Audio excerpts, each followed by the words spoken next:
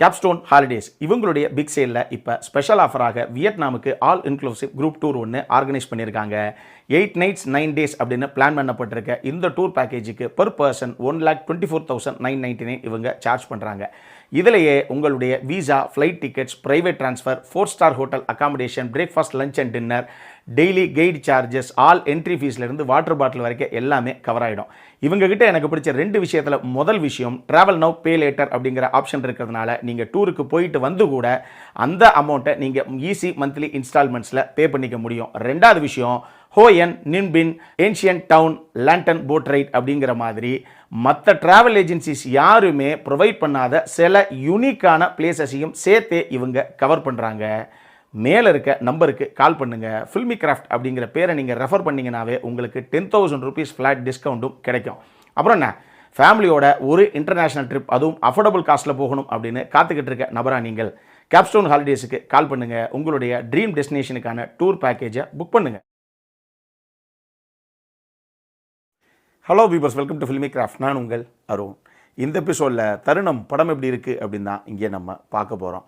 இந்த படத்துடைய கதை என்ன அப்படின்னா, போலீஸ் ஆஃபீஸராக தாம் பண்ண ஒரு தப்புனால இப்போ சஸ்பென்ஷனில் இருக்கக்கூடிய படத்துடைய கதாநாயகன், அவருக்கு ஒரு காதல், அந்த காதல் கல்யாணத்து வரைக்கவே போயிடுது.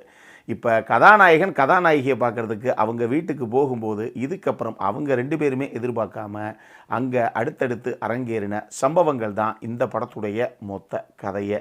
இந்த படத்தை பொறுத்தளவுக்கு இது தேஜாவு அப்படின்னு சொல்லி ஒரு படத்தை கொடுத்த அரவிந்த் சீனிவாசனுடைய இன்னொரு படம். இந்த படத்துடைய மிகப்பெரிய பலமே இதனுடைய செகண்ட் ஹாஃப் தான். த்ரில்லர் ரசிகர்களுக்கு பிடிக்கக்கூடிய வகையில் ஒரு சில எலிமெண்ட்ஸ் எல்லாத்தையும் செட் அவுட் பண்ணி முடிஞ்ச அளவுக்கு இந்த படத்துடைய செகண்ட் ஹாஃபை சுவாரஸ்யமாக ப்ரெசென்ட் பண்ணுறதுக்கு அவர் ட்ரை பண்ணியிருக்காப்புல. குறிப்பாக இந்த படத்தில் இதில் கிளைமேக்ஸில் இருக்கக்கூடிய ஒரு ட்விஸ்ட்டு நிச்சயமாக நீங்கள் அவ்வளோ ஈஸியாக ப்ரிடிக்ட் பண்ண மாட்டீங்க. அது ரொம்ப சுவாரஸ்யமாகவே இருந்தது இந்த கதைக்களத்துக்கு. இந்த படமே ஒரு மினிமலிஸ்டிக் ஃபிலிம் அப்படின்னு நீங்கள் சொல்லலாம். ஏன்னா படத்தில் முக்கியமான ஒரு சென்ட்ரல் கேரக்டர்ஸுங்கிறதே ஒரு 4-5 கதாபாத்திரங்கள் தான். அவங்கள சுற்றி தான் மொத்த கதைக்களமே பின்னப்பட்டிருக்கு. ஒன்று நம்ம ஹீரோ கிஷன் தாஸ், இன்னொன்று ஹீரோயின் ஸ்மிருதி வெங்கட், ஹீரோவுடைய ஃப்ரெண்டாக வரக்கூடிய பாலசரவணன், வில்லனாக வரக்கூடிய ராஜ் ஐயப்பன், அவருடைய அம்மாவாக வரக்கூடிய கீதா கைலாசம்னு சொல்லி இந்த 5 கதாபாத்திரங்கள் தான். இவங்களை சுற்றி தான் கதையை நகர்றத மாதிரி தான் கதைக்களத்தை அமைச்சிருக்காப்புல படத்துடைய இயக்குனர். எல்லாருமே அவங்கவுங்க எடுத்துக்கிட்ட கதாபாத்திரத்தை ரொம்ப நேர்த்தியாக நீட்டாகவே கொண்டு வந்திருக்காங்க ஸ்க்ரீனில். சினிமோட்டோகிராஃபர் ராஜா பட்டாச்சார்ஜி, அவருடைய சினிமோட்டோகிராஃபியும் சரி, அஸ்வின் ஹேமந்துடைய பேக்ரவுண்ட் ஸ்கோரிங்கும் சரி, இந்த படத்துக்கு தேவையான அந்த மூடை, அதுவும் குறிப்பாக படத்துடைய செகண்ட் ஹாஃபில் நீட்டாகவே செட் அவுட் பண்ணுது. இதுபோக தர்புகா சிவாவுடைய மியூசிக்கில் அந்த 2வது பாட்டு, ஒரு ரொமான்டிக் நம்பர் ஒன்று இருக்குது. அந்த பாட்டு பார்க்குறதுக்கும் சரி கேட்குறதுக்கும் சரி ஒரு நீட்டான பாட்டு தான். அந்தளவுக்கு நீட்டாகவே அந்த பாட்டு அமைக்கப்பட்டிருக்கு. சரி, இதெல்லாம் ஒரு பக்கம் இருக்கட்டும். இந்த படத்தில் பிரச்சனை என்ன அப்படின்னு கேட்டிங்கன்னா, இந்த படத்துடைய ஃபஸ்ட் ஹாஃபில் கதைக்களத்தையும் கதாபாத்திரத்தையும் எஸ்டாப்ளிஷ் பண்ணுறதுக்கே இவங்க கிட்டத்தட்ட படத்துடைய ஃபஸ்ட் ஹாஃப் மொத்தத்தையுமே சாப்பிட்டுட்டாங்க.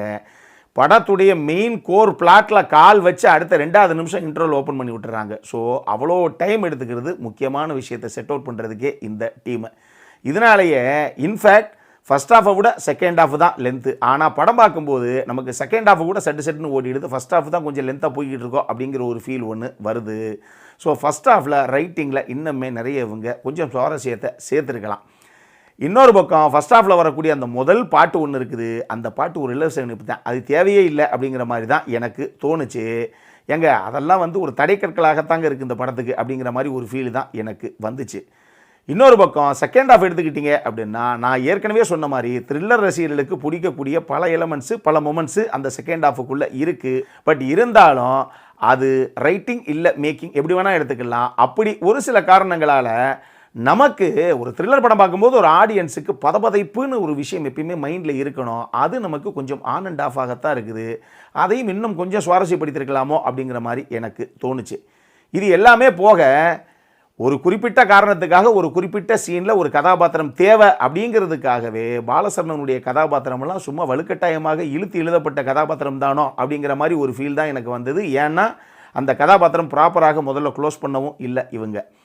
இதே மாதிரி கீதா கைலாசத்துடைய கதாபாத்திரத்தை எடுத்துக்கிட்டீங்க அப்படின்னா, இந்த வீட்டில் இருக்கக்கூடிய 2 பேர்த்துக்கும் நம்ம பையனுக்கும் ஏதோ ஒரு சம்பந்தம் இருக்குது, இங்கே ஏதோ ஒன்று நடந்திருக்கு அப்படிங்கிற மாதிரியே பல தடவை அவங்களுடைய சந்தேக பார்வை இந்த வீட்டு மேலேயும் இங்கே இருக்கவங்க மேலேயும் விழுந்தா கூட அவங்க எதையுமே ஏதோ பண்ண போகிறாங்க நினச்சிக்கிட்டே இருக்கோம். ஆனால் கடைசி வரைக்கும் அந்த கதாபாத்திரம் பெருசாக எதையுமே பண்ணலை அப்படிங்கிறது இன்னொரு மேட்ரு. இந்த மாதிரி ஒரு சில விஷயங்கள் இந்த படத்தில் இன்னுமே கொஞ்சம் பெட்டராக பண்ணியிருக்கலாம்.